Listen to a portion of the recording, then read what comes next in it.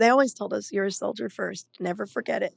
So we put the flutes and tubas down, and we were sent to Ramstein Air Base to ship missiles to Iraq. But at that time, we four who were considering becoming conscientious objectors, we were just like, we can't ship missiles to Iraq until we determine whether this is actually okay or not. And let's see, I believe at that time we would have already initiated the request to become conscientious objectors. So we submitted a form and were able to, initiate that process, which took 8 long months, or maybe it was 8 or 9 long months. Yeah.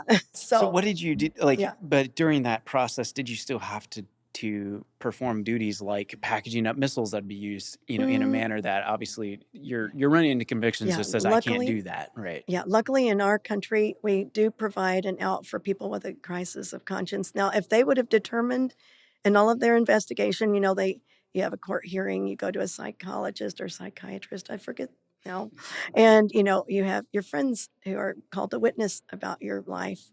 Let's say you write a long paper, and it's all sent to the Pentagon.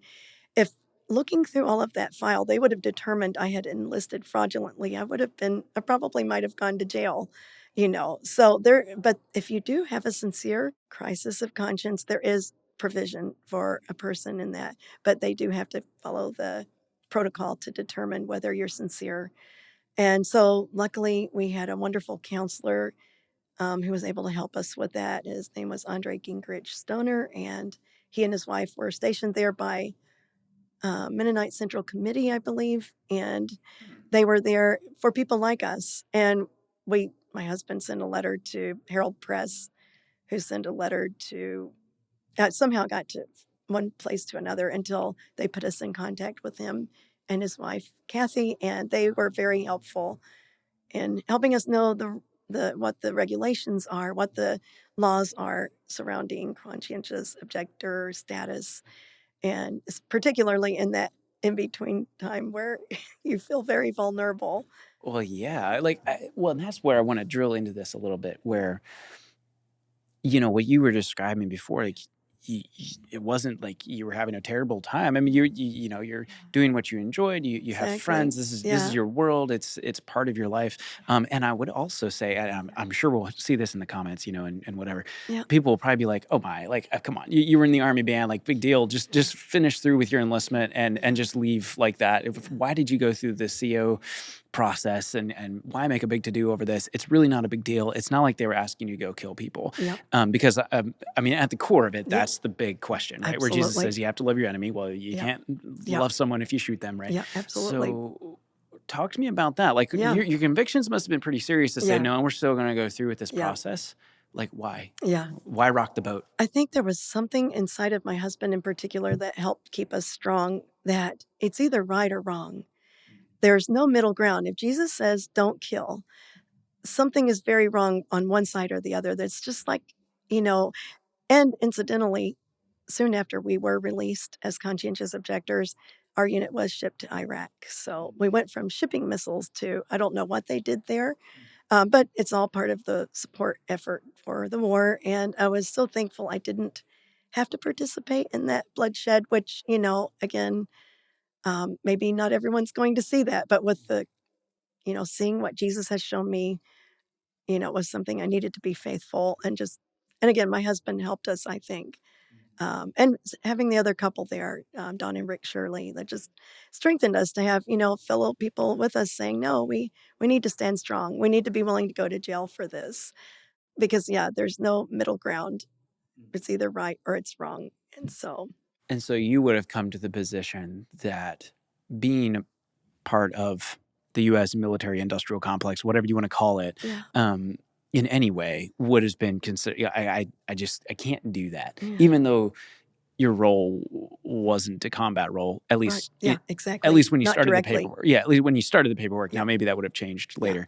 Am I getting that about Well, right? and here's the thing. It's like I realize there might be other people out there who don't agree with Jesus's teachings or whatever. But if you are someone who does see that, I would find everything in my power to both be a law-abiding citizen, but hopefully not have to help in the war effort. Maybe help as a medic. Like I do want to show that we're also being willing to lay our lives down and serve our time where maybe we're asked, maybe we're needed, for a draft or whatever as Christians, but to do the most we can to say, I'm opposed to the bloodshed. And, Jesus says not to kill.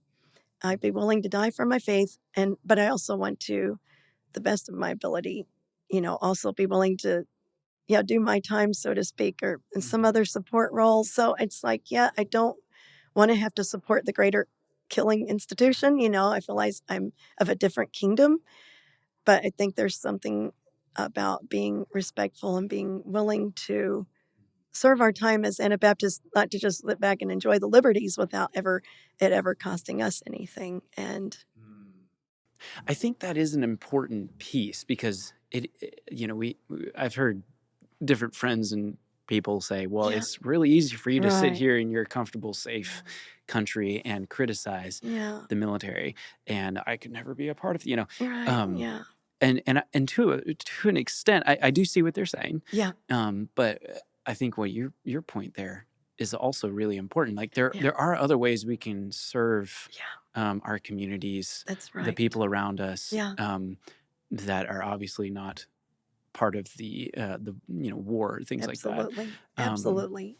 I think that's an important piece, and so that would have Yeah. been some of what you all were wrestling with as well, right? Yeah, It's we were like, trying to figure our way through on that. Like, yeah, what's the right way to be respectful hmm and, show, hmm good conscience, but also, know that we have to serve Christ first yeah. and he has a better way. And you came to the belief that Christ would not have packaged missiles for Iraq to be That's used right. That's against right. other humans, That's right. basically, Absolutely. to get Yes. it really real and like Yes. to your specific situation. Absolutely. My husband always says Jesus gave us what he feels is the blueprint for humanity. Like it's just a great plan. Like it promotes life.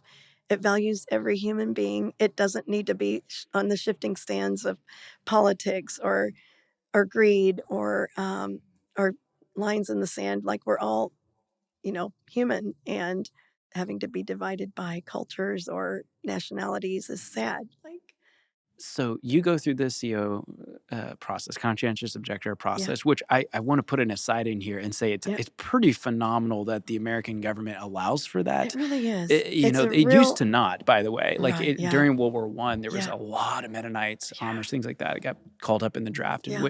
Mm-hmm. well, we can't kill. Like it's against. Well, there was no provision for them, and Yeah, they were horribly treated in yes, many yeah. cases. And then when World War II came, a lot of that changed, which Mm-hmm. I think we can all be very thankful for Yes, that. You know, very. you It's part of why my dad was so grateful for some things we have in America yeah. that really are a great blessing. So you go through that process. Yeah. I mean, apparently they accepted your papers Yes, and they let you did. go. In fact, all four of us, and my husband Wow. always tells the story because it was an amazing story. But so like the man who had done our court trial, he finally shows up at the band hall, and we're called up to a small little office, and we come to attention and salute, and he puts us at ease, and which is a military, like Yeah. you relax, and we saw the form in envelope sitting on the desk, and he says, well, I have the results of your conscientious objector appeals or whatever. Um, but before I tell you the results, I'd just like to give you one more chance to, you guys you're good kids, like basically. I don't know if he called us, you're good soldiers. Everyone's spoken well of you. You're really appreciated here. It's not too late. We can just sort of pretend this never happened. We'll just put these away, and you can just go on doing what you love doing, and no one's gonna worry about it.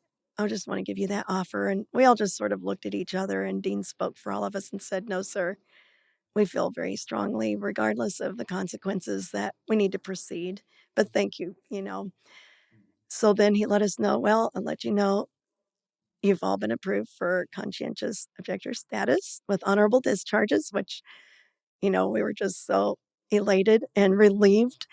But then he let us know, he's like, but wait, he's like, there's something I need to tell you. And he's sort of like whispering, and he said, I too now am leaving the army for the very same reasons.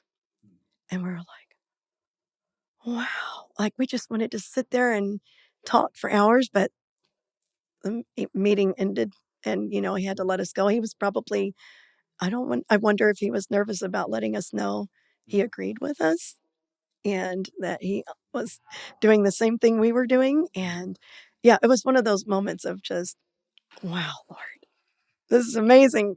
I, Okay, I have to ask, like, yeah, where did he end up? Like, how does that story we end? went to try and find him one day because we knew just what base he was living on, but we couldn't find him. I don't even remember. I'm sure the name is in the file. I could go back and look If at you the could try file. to pull your Oh, it'd be file, your military file, and track him amazing to down. find him. It would be so amazing. Yeah. Well, We were maybe just he's in listening to awe. this and he can, Oh, send wouldn't us an that be email or something. amazing? Oh, I yes, would love please. to That'd know be how that, amazing. like, what changed his mind? Like, Yeah. where was his story? Yeah. I What would happened there? love to know that story. So that was just like such a, just a gift from God to encourage us that not only are you not weird, you're not alone. And, and we don't know, did he already have this something in his heart before he spoke with us, or did this happen after hearing each four of our testimony? He was the one who tried us in court. He's the one that heard all the witnesses. So yeah, I would love to know that story someday, Lord willing, maybe.